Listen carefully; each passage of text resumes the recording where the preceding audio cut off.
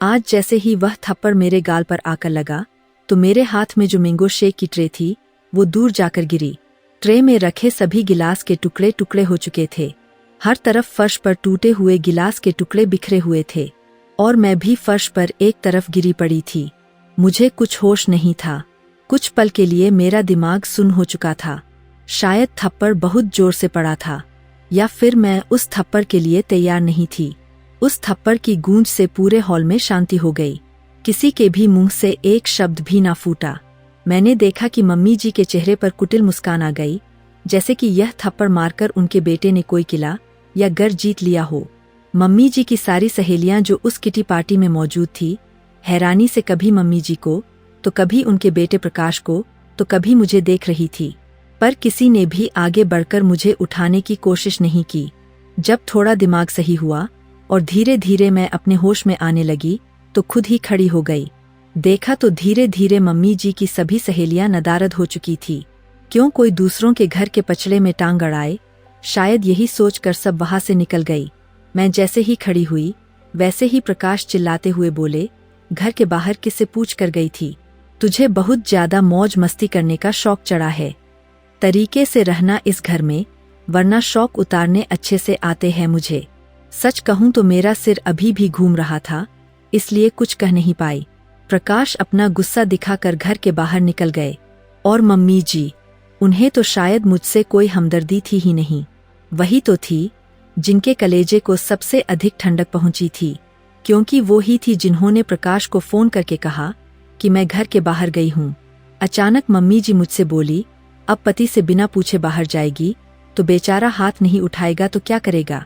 इतना तो पत्नी को भी सोचना चाहिए। अब खड़ी खड़ी देख क्या रही है? फटाफट ये बिखरे हुए टुकड़ों को उठा और अपना काम कर। इतना बोलकर मम्मी जी भी अपने कमरे में चली गई। मैं वही हॉल में खड़ी रह गई और सोचने लगी, आखिर गलती क्या थी मेरी? यही कि मैं मम्मी जी की किटी पार्टी के लिए बाहर से सामान खरीद कर ले आई, और बाहर भी कितना, घर के पास वाली दुकान से ही लेकर आई थी। बस फोन करके प्रकाश को नहीं बताया था, पर मम्मी जी को तो बोल कर ही गई थी ना। उसकी इतनी बड़ी सजा दी गई मुझे। आंखों में आंसू और अपने दिल के टुकड़े लिए उन बिखरे हुए टुकड़ों को समेटने लगी। पर आज बहुत कुछ टूट चुका था मेरे अंदर। चलो मान लिया कि प्रकाश तो मर्द है, लेकिन मम्मी जी तो औरत है। जब भी उनका बेटा ऐसी कोई गलती करता है तो वो हमेशा उसकी पहरेदार बनकर खड़ी हो जाती है। सच ही कहा है कि मर्दों की बनाई बंदिशों की खुद औरतें पहरेदार होती है, जो उनके गलत को सही साबित करती है। मैं नीमा, इस घर की बहू। मेरी शादी प्रकाश के साथ 8 महीने पहले हुई थी। एक वर्किंग वुमन हूँ, दुनिया की नज़रों में आत्मनिर्भर, जो सुबह बन ठन कर अपने जॉब पर जाती है और शाम को घर आकर आराम करती है और अपना पैसा अपने तरीके से खर्च करती है। घर में नौकर चाकर है तो मुझे कुछ नहीं करना पड़ता।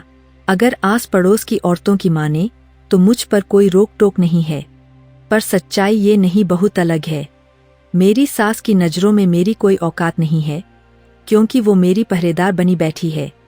वह मेरे पल पल की पूरी रिपोर्ट मेरे पति को अपने तरीके से देती है, और उनका बेटा, वो अपनी माँ की नज़रों से ही मुझे देखता है, इसलिए उसे मुझ पर हाथ उठाने में गुरेज भी नहीं होता है। अकेली कहीं आ जा भी नहीं सकती। अगर मुझे थोड़ा सा भी ऑफिस से आने में लेट हो जाए तो मेरा पति वही पहुंच जाता है, और ऑफिस के बाहर जब मैं निकल कर आती हूँ तो वही लोगों के सामने मेरी इज्जत का फालूदा कर चुका होता है। जब शुरू में मैंने इसके लिए ऑब्जेक्शन उठाया तब भी प्रकाश ने मुझ पर हाथ उठाया था, जिसके बाद अपने मायके चली गई थी। पर वाह री मेरी किस्मत, मेरे माता पिता भी मेरे ससुराल वालों के पक्ष में ही बोले, मेरे नहीं। इसलिए मजबूरी में मुझे वापस लौटना पड़ा। बस फिर क्या था? उसके बाद तो इन लोगों की हिम्मत इतनी बढ़ गई कि मेरी सारी सैलरी का हिसाब किताब इनके पास होता है। अगर अपनी मर्जी से मैं कुछ खर्च कर दूं तो उस दिन मेरा खाना दुश्वार हो जाता है। अभी तक प्रकाश मुझ पर कई बार हाथ उठा चुका है, पर हर बार या तो घर में, या तो कमरे में, या फिर मम्मी जी के सामने। पर आज इतनी औरतों के सामने मुझ पर हाथ उठाया गया। मुझे सचमुच कुछ समझ नहीं आ रहा था कि मैं क्या करूं। आज का दिन ऐसे ही निकल गया। दूसरे दिन मैं तैयार होकर अपने ऑफिस के लिए निकल रही थी कि पड़ोस में 2-3 आंटियां खड़ी होकर मेरी तरफ देखकर आपस में कानाफूसी कर रही थी। फिर एक ने तो टोक ही दिया, बेटा इतनी पढ़ी लिखी हो, क्यों अपने पति को इतना परेशान करती हो कि उस बेचारे को तुम पर हाथ उठाना पड़े। ये सुनकर मुझे बड़ा अजीब लगा, पर क्या कह सकते हैं, मेरा पति मुझ पर हाथ उठाकर भी बेचारा बन चुका था। सच है, कमी औरतों की ही निकाली जाती है, और वो कमी निकालने वाली भी औरत ही होती है। देखा जाए तो असल लड़ाई मर्दों से नहीं बल्कि औरतों का औरतों से ही तो है। मेरे मन में बहुत ख्याल आ रहे थे कि काश भगवान अगले जन्म में मुझे औरत ना बनाए, पर यह तो हार मानने जैसा था। जब इस जन्म को जीना है तो मुझे निर्णय तो लेना ही था। यूं अपनी पूरी जिंदगी मार खा खा कर तो नहीं रह सकती, और माँ बाप, उनके पास तो जाना ही बेकार था, क्योंकि अगर उन्हें साथ देना होता तो पहली बार ही दे चुके होते। फिर मन ही मन निश्चय कर उस दिन सबसे पहले अपने ऑफिस पहुंची।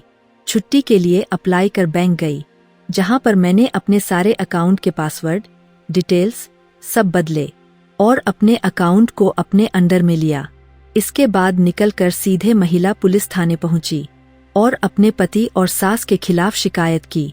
मेरी शिकायत पर तत्काल ही सुनवाई हुई और 3 महिला कांस्टेबल के साथ मुझे मेरे ससुराल भेजा गया, जहां उन्हें देखकर दोनों के हाथ पैर फूल गए और उन दोनों ने हाथ जोड़कर मुझसे माफी मांगी।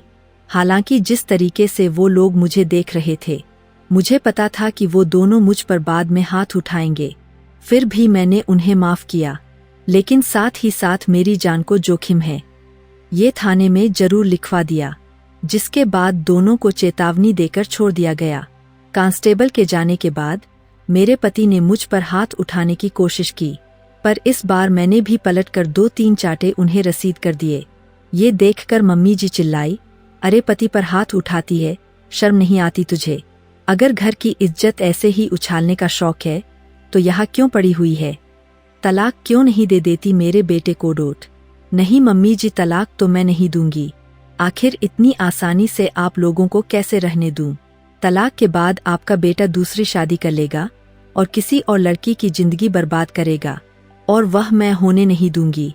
आपने जो मेरी जिंदगी बर्बाद की है उसका खामियाजा तो आपको भी भुगतना ही पड़ेगा। मैं अकेले क्यों भुगतूं? मैं चाहती तो आप दोनों को जेल भेज सकती थी, पर फिर भी नहीं भेजा, क्योंकि शायद उससे मुझे सुकून नहीं मिलता। बस आज के दिन जो कुछ भी मैंने किया, उसके बाद मेरा आत्मविश्वास बढ़ चुका था। अब मैं उन्हीं लोगों के नाक के नीचे रहती हूँ, अपनी मर्जी से अपनी जिंदगी जीती हूँ, पर वो लोग बड़बड़ाने के अलावा कुछ नहीं कर सकते। उन लोगों ने मेरे माता पिता को भी बुलाया था, पर मैंने हाथ जोड़कर उन्हें भी मना कर कह दिया कि आप लोगों को अब कुछ बोलने की जरूरत नहीं, आप लोग अपनी लोक लाज संभालो और मैं अपना घर। तो दोस्तों, क्या मैंने सही निर्णय लिया? कृपया अपने विचार कमेंट्स के माध्यम से जरूर बताएं। मेरी पूरी कहानी सुनने के लिए आप सभी लोगों का बहुत बहुत धन्यवाद।